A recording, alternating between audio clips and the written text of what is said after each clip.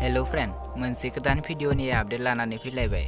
नैबे गोदान भिडिअनि फुल आपडेटखौ मिथिनो थाखाय बे भिडिअखौ स्किप खालामालाखैनो जोबजासिम नायनो नांगोन, होनब्लासो मिथिगोन नैबे गोदान भिडिअखौ बबे चेनेलाव होदों। लोगोफोर, नोंथांमोना नैबे आंनि चेनेलाव गोदानब्ला चेनेलखौ साबस्क्राइब खालामनानै गालां आरो भिडिअखौ मोजां मोनो अब्ला भिडिअखौ लाइक, शेयार, कमेन्ट खालामनानै हो। बिदिब्ला फैदो दिनैनि बे गोदान भिडिअनि आपडेटनि सायाव।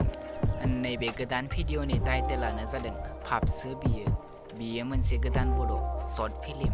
दासिमबो नैबे गोदान भिडिअखौ फुलै नायाखै अब्ला बे भिडिअनि जोबनायाव नायनानै लानो हागोन।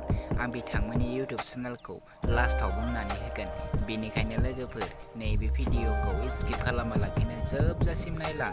नैबे भिडिअनि कास्टफोरानो जादों अनिल, मनिषा, प्रिया, बाबलु, पबा आरो बिश्वजित। आरो नैबे भिडिअखौ बिथांमोना फुलै आपल'ड खालामनानै होलांबाय। नैबे भिडिअनि डाइरेक्टरानो जादों अनिलकार नार्जारी। लोगोफोर, नैबे भिडिअखौ फुलै नायनो थाखाय बिथांमोननि इउटिउब चेनेलाव थांनो नांगोन। नैबे भिडिअनि स्क्रिप्ट, स्ट'रि, केमेरा, एडिटिं आरो प्रडिउसारानो जादों जयन्त बसुमतारी। लोगोफोर, नैबे भिडिअखौ फुलै नायनो थाखाय प्रिया एन्टारटेनमेन्ट इउटिउब चेनेलाव थांनो नांगोन।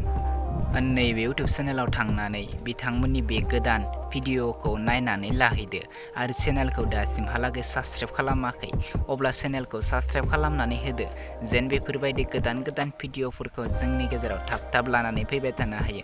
लाइक, शेयार, कमेन्ट खालामनानै होदो। बिदिब्ला लोगोफोर, दिनैनि बे गोदान भिडिअनि सर्ट आपडेटआ बेखिनियानोसैमोन। नोंथांमोना आंनि चेनेलखौ दासिमहालागै साबस्क्राइब खालामाखै अब्ला आंनि चेनेलखौबो साबस्क्राइब खालामनानै होदो। आं बेफोरबायदिनो गोदान भिडिअफोरनि आपडेट लानानै फैबाय थायो। नोंथांमोना आंनि गोदान भिडिअनि आपडेटखौ बयनिख्रुइबो सिगांसिन नायनो थाखाय चेनेलखौ साबस्क्राइब खालामनानै बेल आइकनखौ अलाव क्लिक खालामनानै लाखि, होनब्ला आं आपल'ड खालामोब्ला नोंथांमोननाव नटिफिकेसना थाबनो सहैनाय बायदि। बिदिब्ला भिडिअआ बेखिनियानोसै।